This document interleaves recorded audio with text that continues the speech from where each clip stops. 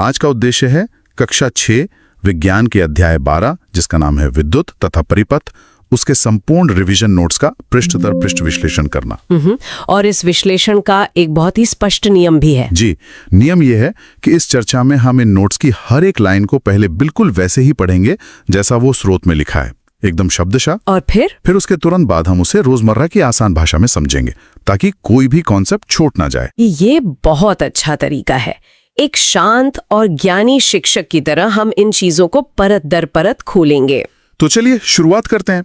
पहले चित्र में बड़े अक्षरों में शीर्षक लिखा है विद्युत तथा परिपथ, कक्षा 6 विज्ञान, अध्याय 12, संपूर्ण अध्याय के महत्वपूर्ण नोट्स। जी, यहाँ चित्र में दिखाया गया है एक बहुत ही सुंदर दृश्य जिसमें एक चमकता हुआ शीशे का बल्ब है, कुछ घुमावदार रंग बिरंगे तार हैं और एक लाल रंग की बैटरी रखी हुई है जिससे ऊर्जा का प्रवाह होते हुए दर्शाया गया है। ये चित्र मतलब ये वास्तव में पूरे अध्याय का एक बेहतरीन सारांश है। कैसे?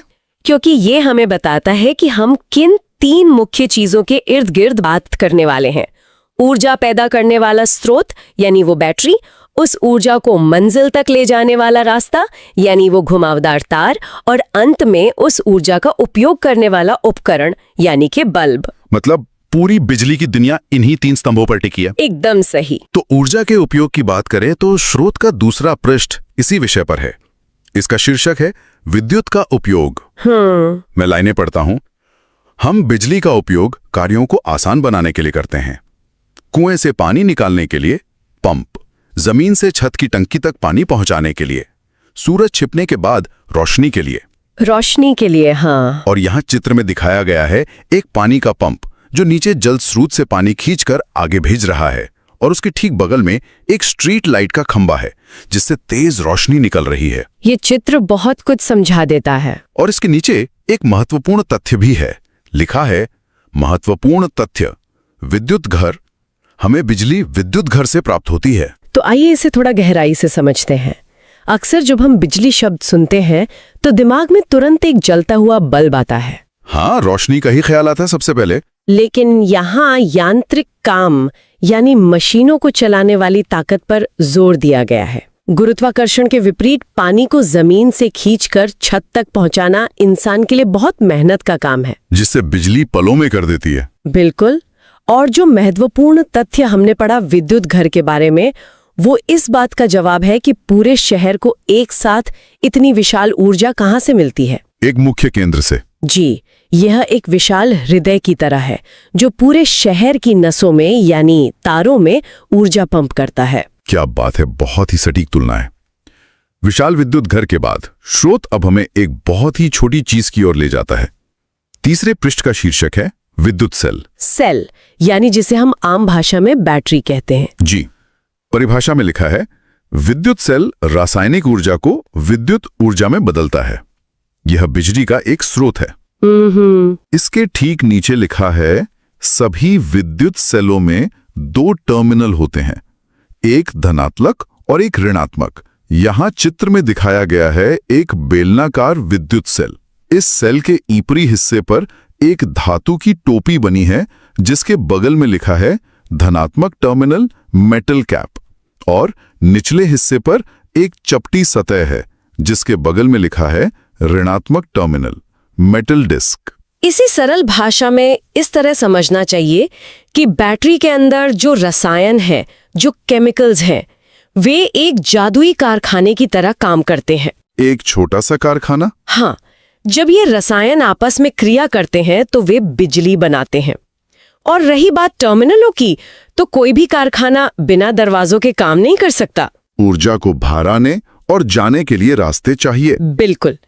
धातु की टोपी और धातु की डिस्क इस कारखाने के 2 विशेष दरवाजे हैं जहां से ऊर्जा का लेन देन होता है।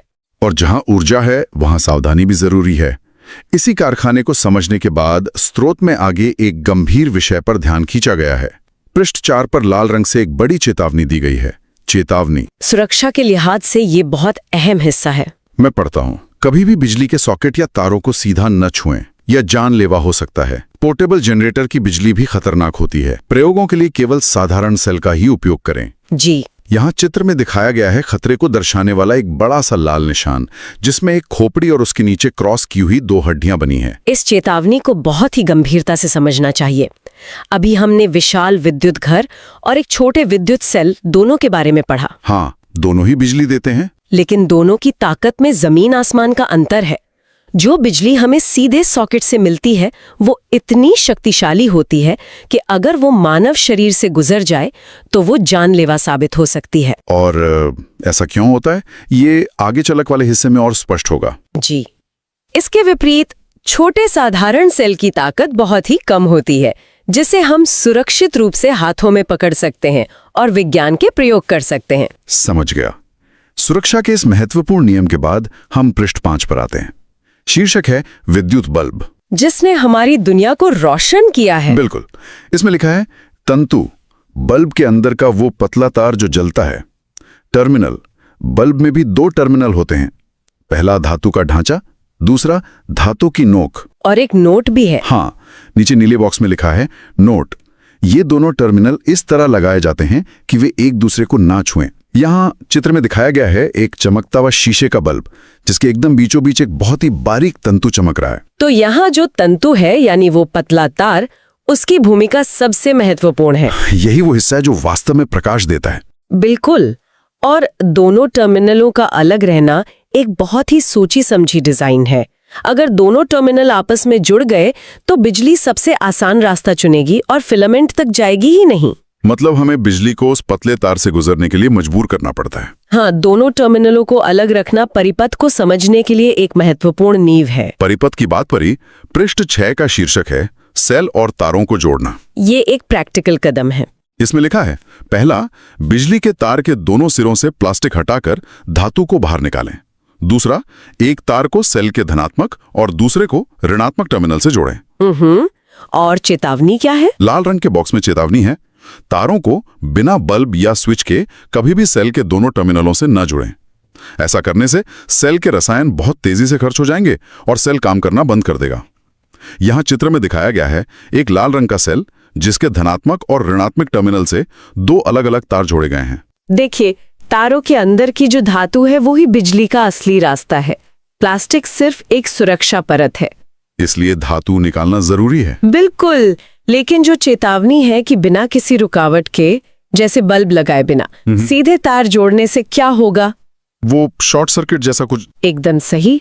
ऊर्जा बिना कोई काम किए शॉर्ट सर्किट की तरह बर्बाद होती है और सेल तुरंत अपनी सारी ताकत खो देता है, यानी डेड हो जाता है। तो ऊर्जा को सही रास्ते पर चलाने के लिए परिपथ की जरूरत होती है। पृष्ठ 7 का शीर्षक है विद्युत परिपथ। जी। परिभाषा लिखी है, विद्युत परिपथ विद्युत सेल के 2 टर्मिनलों के बीच विद्युत धारा के प्रवाह का पूरा रास्ता है। और नीचे लिखा है, बल्ब केवल तभी जलता है जब परिपथ पूरा हो। रास्ता पूरा होना अनिवार्य है। यहाँ चित्र में दिखाया गया है एक बैटरी, तार और एक जलता हुआ बल्ब, जिन्हें तीरों के साथ एक बंद बॉक्स जैसे आकार में दिखाया गया है। और अगले चित्र में दिशा भी बताई गई होगी। हाँ, चित्र 8 का शीर्षक है विद्युत धारा की दिशा। इसमें लिखा है, धनात्मक टर्मिनल से ऋणात्मक टर्मिनल की ओर। क्रम दिया है, सेल, धनात्मक से तार, फिर बल्ब, फिर तार और वापस सेल ऋणात्मक। यहां चित्र में दिखाया गया है जो इस चक्र को तीरों की मदद से बहुत स्पष्ट रूप से दिखाता है। इन दोनों चित्रों को समझने के लिए परिपथ की तुलना एक गोल रेस ट्रैक से करनी चाहिए। Race track? हाँ, अगर ट्रैक कहीं से भी टूट जाए तो रेस वहीं रुक जाती है। धारा हमेशा प्लस से निकलकर अपना काम करते हुए, यानी बल्ब को जलाते हुए, वापस माइनस में आती है। ये एक निरंतर चलने वाला चक्र है। और अगर ये ट्रैक टूट जाए तो क्या होगा? पृष्ठ 9 इसी बारे में है। शीर्षक है फ्यूज बल्ब। सवाल है, सेल से जुड़े होने पर भी बल्ब क्यों नहीं जलता? जवाब लिखा है, शायद बल्ब फ्यूज हो गया है। कारण भी स्पष्ट किया गया होगा। जी, कारण है बल्ब का तंतु टूट जाना। और परिणाम लिखा है, तंतु टूटने से विद्युत धारा का रास्ता टूट जाता है, इसलिए बल्ब नहीं जलता। यहां चित्र में दिखाया गया है एक बल्ब जिसके अंदर का तंतु बीच में से टूटा हुआ है और बल्ब बुझा हुआ है। यादें हमने तंतु को एक पुल माना था। हाँ, वही पतला तार जो रोशनी देता है। बिल्कुल। पुल टूटने का सीधा मतलब है परिपथ का टूटना। रास्ता खंडित हो गया है, बिजली उस पार नहीं जा सकती और इसे ही हम कहते हैं कि बल्ब फ्यूज हो गया। तो फ्यूज होना तो एक तरह की दुर्घटना है, लेकिन पृष्ठ 10 में कुछ ऐसा है जहां हम जानबूझकर रास्ते को तोड़ते हैं। शीर्षक है विद्युत स्विच। स्विच, हाँ। परिभाषा है, स्विच एक सरल युक्ति है जो परिपथ को जोड़ या तोड़ सकती है। आवश्यक सामग्री दी गई हैं, 2 ड्राइंग पिन, 1 सुरक्षा पिन, 2 तार और थर्मोकोल। यहां चित्र 10 में दिखाया गया है जो स्विच का एक मॉडल है, जहां सेफ्टी पिन को एक पुल की तरह इस्तेमाल किया गया है। ये स्विच हमारे हाथों में बिजली का नियंत्रण देता है। और ये नियंत्रण कैसे काम करता है, ये पृष्ठ 11 के 2 चित्रों में दिखाया गया है। शीर्षक है स्विच ऑफ और ऑन। दोनों स्थितियां दी गई हैं। हाँ, लिखा है ऑफ, सुरक्षा पिन दूसरे पिन से नहीं जुड़ा है, परिपथ टूटा हुआ है, बल्ब नहीं जलता। और ऑन के लिए लिखा है ऑन, सुरक्षा पिन दोनों ड्राइंग पिनों को छू रहा है, परिपथ पूरा है, बल्ब जलता है। यहां चित्र 11 में लिखाया गया है जिसमें सेफ्टी पिन के हटने पर बल्ब बुझा है और जुड़ने पर बल्ब जल रहा है। ये बहुत ही सरल विज्ञान है। ये स्विच जानबूझकर बनाया गया एक ऐसा पुल है जिसे हम अपनी मर्जी से उठा सकते हैं, यानी ऑफ कर सकते हैं, या गिरा सकते हैं, यानी ऑन कर सकते हैं। तो अब तक हमने रास्ता बनाना और उसे नियंत्रित करना सीख लिया। अब सवाल यह है कि यह रास्ता किन चीजों से बन सकता है। पृष्ठ 12 का शीर्षक है विद्युत चालक। जी। परिभाषा लिखी है, वे पदार्थ जो अपने अंदर से विद्युत धारा को प्रवाहित होने देते हैं। उदाहरण है धातुएं जैसे तांबा, एल्यूमिनियम, लोहा, चाबी, सिक्का, सेफ्टी पिन। और एक लाल रंग की चेतावनी भी है। हाँ, चेतावनी। हमारा शरीर भी विद्युत का चालक है। यहाँ चित्र में दिखाया गया है जहाँ एक धातु की चाबी के माध्यम से परिपथ पूरा हो रहा है और बल्ब जल रहा है। तो ये जो चालक हैं, ये बिजली के लिए एक हाईवे की तरह काम करते हैं। ये धारा को बहने देते हैं। और शरीर का चालक होना यह स्पष्ट करता है कि शुरुआत में दी गई चेतावनी इतनी महत्वपूर्ण क्यों थी। क्योंकि बिजली हमारे शरीर से भी गुजर सकती है। बिल्कुल, जो कि बहुत खतरनाक है। और इसके ठीक विपरीत है पृष्ठ 13। शीर्षक है विद्युत रोधक, जो रास्ते को रोकते हैं। हाँ, परिभाषा है जो प्रवाहित नहीं होने देते। उदाहरण है रबड़, प्लास्टिक, लकड़ी, कांच, हवा। यहां चित्र में दिखाया गया है जहां हवा या लकड़ी की वजह से परिपथ टूटा हुआ है और बल्ब नहीं जल रहा है। तो अगर चालक हाईवे है तो रोधक मजबूत दीवारों की तरह काम करते हैं। और कौन सी चीज हाईवे है और कौन सी दीवार, ये जानने के लिए पृष्ठ 14 में एक प्रयोग है। शीर्षक है चालक परीक्षित्र, टेस्टर। ये मैं परिणाम पढ़ता हूं। चाबी से बल्ब जला, निष्कर्ष चालक। रबड़ से नहीं जला, निष्कर्ष रोधक। प्लास्टिक स्केल से नहीं जला, रोधक। कांच की चूड़ी से नहीं जला, रोधक। यहां चित्र में दिखाया गया है जिसमें एक पेचकस की मदद से टेस्टर बनाया गया है। ये प्रयोग यह साबित करता है कि हर वस्तु बिजली को पास नहीं होने देती और जो हवा का रोधक होना है वह बहुत जरूरी है। वरना क्या होता? वरना सॉकेट से बिजली हवा में उड़कर हमें लग जाती। हवा एक प्राकृतिक रोधक है जो हमें सुरक्षित रखती है। ये तो बहुत ही अद्भुत बात है। और इसी सुरक्षा का वास्तविक जीवन में क्या उपयोग है, ये पृष्ठ 15 में है। शीर्षक है सुरक्षा और विद्युत। रियल वर्ल्ड फैक्ट्स लिखे हैं। पहला, बिजली के तार, अंदर तांबा यानी चालक और ऊपर प्लास्टिक यानी रोधक। दूसरा, इलेक्ट्रीशियन के औजार, पेचकस और प्लायर्स के हत्थे प्लास्टिक या रबड़ के होते हैं। तीसरा, दस्ताने, रबड़ के दस्ताने पहनना। यहाँ चित्र में दिखाया गया है जिसमें तार की परतें और इलेक्ट्रीशियन के उपकरण दिखाए गए हैं। इसे एक बेहतरीन डिजाइन कह सकते हैं। इंसान ने चालक यानी तांबे का उपयोग बिजली को एक जगह से दूसरी जगह ले जाने के लिए किया। और रोधक का उपयोग, रोधक जैसे प्लास्टिक या रबड़, उसका उपयोग खुद को सुरक्षित रखने के लिए किया। दोनों का एक साथ बेहतरीन उपयोग। ये सचमुच कमाल का संतुलन है। अब हम अपनी इस चर्चा के अंतिम पृष्ठ पर आ गए हैं। चित्र 16, सारांश। पूरे अध्याय का निचोड़। जी, मैं सारे बिंदु तेजी से पढ़ देता हूं। विद्युत सेल, फिलामेंट, स्विच, चालक और रोधक यहां चित्र में दिखाया गया है, जो एक बहुत ही सुंदर माइंड मैप है और जिसके नीचे एक छोटा सा संदेश लिखा है, all the best for your exam.